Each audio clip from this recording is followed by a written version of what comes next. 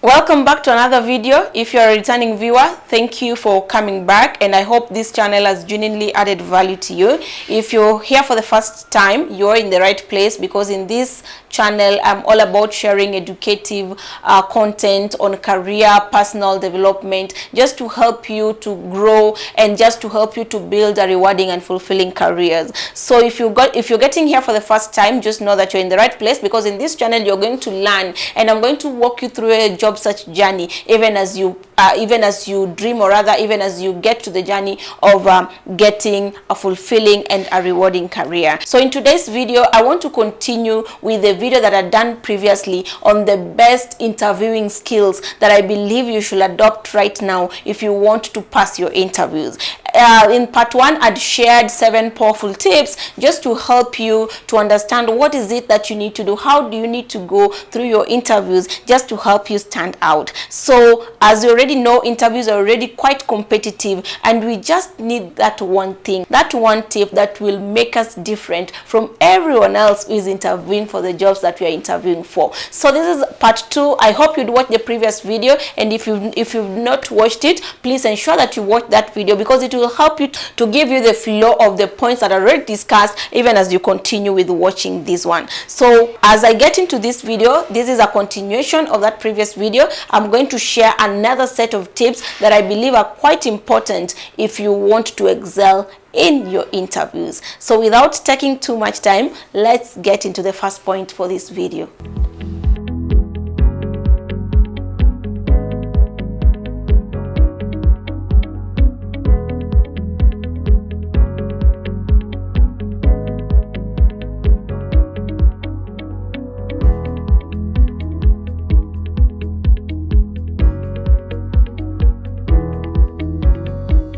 So the first tip that I believe is very powerful, and if you can use it in any interview, you can increase your chances of being the best candidate, is asking questions.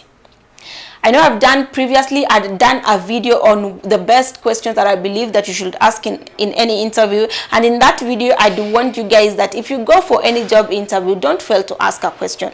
While it is not mandatory to ask a question, it is very important to ask a question. What asking questions does is that it helps you to further sell your skills, and it is still a point that is used by a panelist to assess you and to assess your fit for the job. So it shows that you're interested in the job, it shows that you know more about the company, or you will want to know more, which really is a good thing. So if you get into an interview and you're given the chance, when the interviewers that just tell you, now tell us, or rather it is your time to ask question, or ask us a question, please don't go saying no, I don't have a question. Always as you prepare for an interview, prepare a set of 2 or even 3 questions that you'll want to ask in that interview. And I'd shared tips on that video on some of the best questions that you can ask. I said you can ask questions about the company, you can ask questions about the job just to help you to understand more about the job. You can ask questions about the team just to help you to understand more about the team that you'll be working with if you get hired. So it's important to ask questions as it really helps to reveal the type of candidate that you are, and this could really help you to stand out in a job interview. The second tip is to always carry copies of your CV or your resume, and this applies mostly, especially if it's a physical interviews. You'll want to get into an interview with at least hard copies of your CV. Even though I know that the recruiter or the hiring company already have your CVs, it's important to carry it. I don't want you to get to the interview, and when a panel asks you, do you have copies of your CV, and you begin saying that you don't have. You see, a job interview is like, I would say it's like a war. You see, like the way soldiers prepare for the war with everything, that's how you need to be prepared. So always ensure that you carry copies of your CV, and if in case there's any other document that you're told to carry, always ensure that you carry that document and you go with it to the interview. So don't get to the interview and your documents are requested for and you don't have them.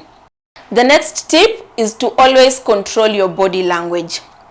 Did you know that body language, or the non-verbal communication, contributes to up to 90% of every message we convey. So that means even before you speak, even before you just utter any word, you're already speaking. So it is important that when you're in an interview, you control your body language. So when you get to the interview and get seated, ensure that you're sitting in a very comfortable position so that you don't keep on fidgeting, you don't put on moving. Maybe you're trying to make your dress or you're trying to make your shirt. So always ensure that you really don't display body language that will be distractive. So ensure that you're in a very good sitting posture. You maintain a good posture, you maintain eye contact, you use the non-verbal cues or the non-verbal communications very well, so it is not misinterpreted. So maintaining a good body language during the interview is a key skill that you have to master if you're looking to stand out in your job interview. The next tip is to use the STAR method when answering the questions. So the STAR method is an acronym that means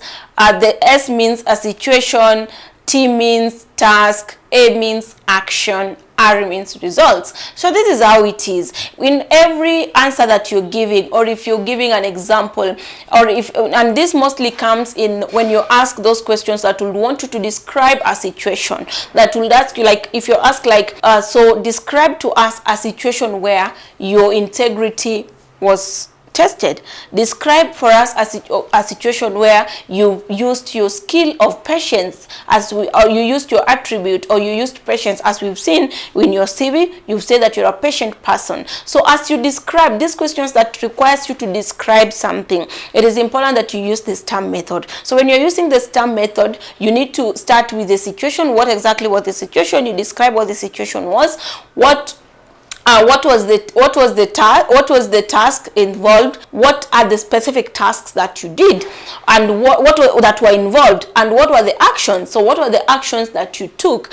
And the most important thing is to see the results. So what did these actions ultimately result into? So you need to describe that result, and how then did these results influence finally? So using the STAR method makes your answers to sound very practical, very realistic, and they can really help the interviewer resonating what you did with what the job actually wants. The next tip is to always listen, think, then you speak. So I've seen in most instances when a candidate cuts or rather interrupts when a panel is asking a question. So that actually shows you're not listening, or rather you're listening to answer, not listening to understand.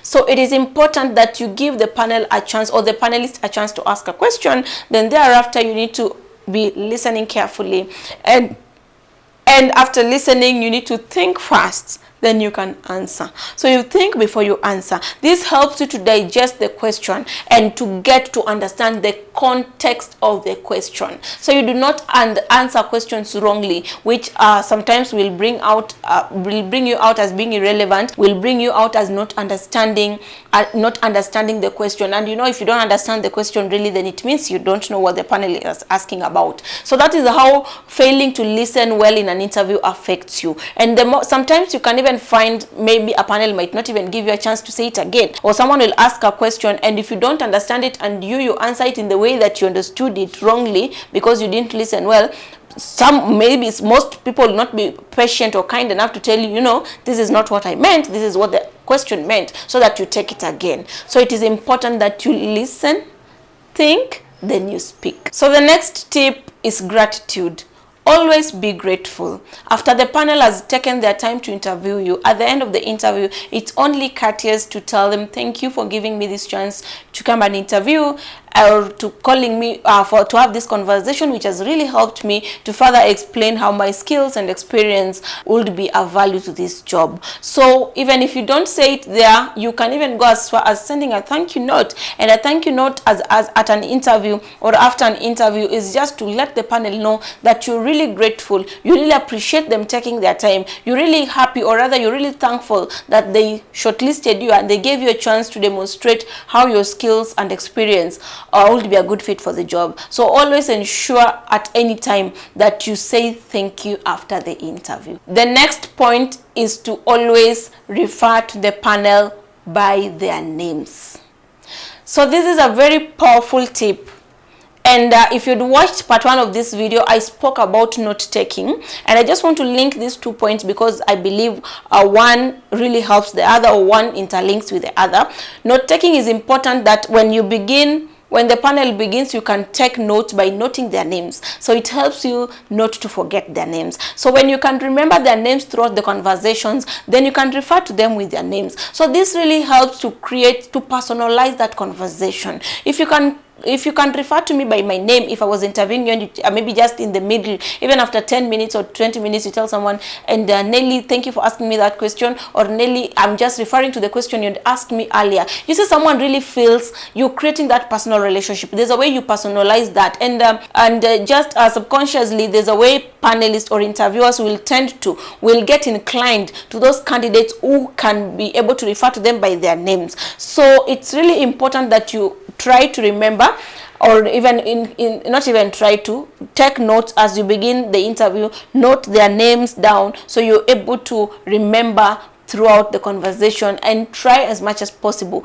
to refer to them by their names, even just by telling a panelist, thank you for that question, so and so, thank you for that question, Mercy, thank you for that question, Nelly, thank you for that question. Just by referring to them by their names is really, really, really powerful. And the last tip for this video is to always dress well for the interview. Dress to impress. And if there's anything that will really make people judge you, even if it is not in an interview, in any meeting, in any conversation, in any networking session, in any place you get to, the moment you just open that door, somebody sees the physical appearance, and they automatically judges you on that. And we are human beings, and those are some of the biases that we have, that it might not even be something that it's out of someone's will, but someone just sees you. You see, like, that first impression is the last impression. So the way they see you the first time that you meet them. So ensure that you understand the company and get to know, even if you can't get to know all of it, get to know a bit of their culture. What is it that they value, especially when it comes to dressing? If you're not sure about the company, please do not assume and go to an interview casually dressed. Even if you're not sure, even maybe, for instance, I always find people giving excuses, but I know this was not, maybe it was like, for instance, maybe a tech company. You understand, maybe tech guys might not be in suits full time. That is the perception that people have. Even if you're going for an interview, it is your first time. Remember, you've not been employed there. You're not a member of that organization, or you're not an employee of that organization. So really, you can't dress the way everyone else is dressing. You're dressing for interview, and an interview is a competition. The whole essence is to win and be the best at it. The whole essence is to come at the top. So you want to try to do everything possible to ensure that you're the best person, to ensure that you, even after the interview, even if they interview 10 people, you are going to remain at the top of their mind. So dressing is a killer tip that will really help you to stand out. Get to understand the culture, get to know which type of clothes you can't wear to an interview and which ones you can wear, and just ensure that on that day you dress to impress and you dress to kill. So thank you guys for watching this video. That brings us to the end of this video, and if you've not subscribed, please remember to subscribe, and also just put on that notification bell so that you're notified every time I put a new video. Thank you, and I will see you in the next video.